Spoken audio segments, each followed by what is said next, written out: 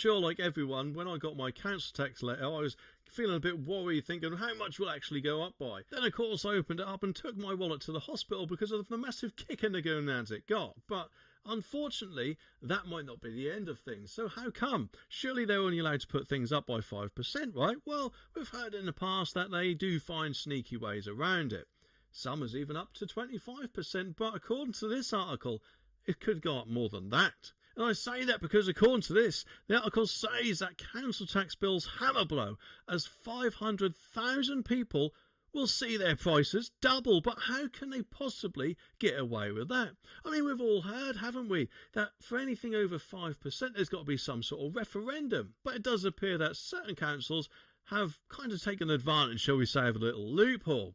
It says that local councils are moving to double council tax bills for second homeowners from next week. And let's face it, that could hit millions of landlords without tenants in at the moment and potentially stop people investing over here if they think it's going to take a little bit longer for them to find a tenant in, and they may take their money elsewhere, which is not going to be too good for our UK economy, is it, eh? More than 500,000 people will be affected by the change, it said, with around 3/4 of local authorities opting to impose a maximum 100% surcharge on second properties. Just makes me wonder, though, how long will that actually 100% will be maximum? Surely, if anything, I think 100% is usually a maximum, but we deserve more. How about we put it up to 200%? That would be outrageous, and hopefully they won't be allowed to do such a thing. But it just makes you wonder, doesn't it? Under Labour, it seems anything's possible, doesn't it, eh? The move enabled by the new government legislation is set to generate over £1 billion a year in extra revenue.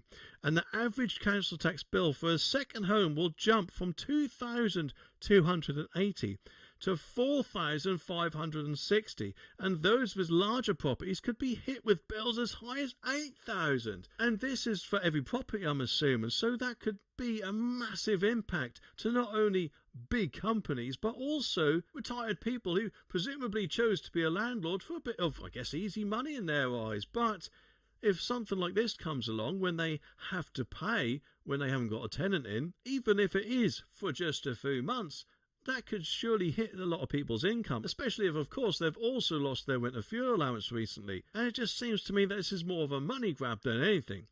Cornwall alone, it says, expects to raise £30 million extra per year, while Dorset and North Yorkshire will gain £15 million and £14 million respectively. It just makes me wonder, what are they all going to do with this money? Hopefully, I mean, who knows, I could be clutching at straws here, or maybe just hoping.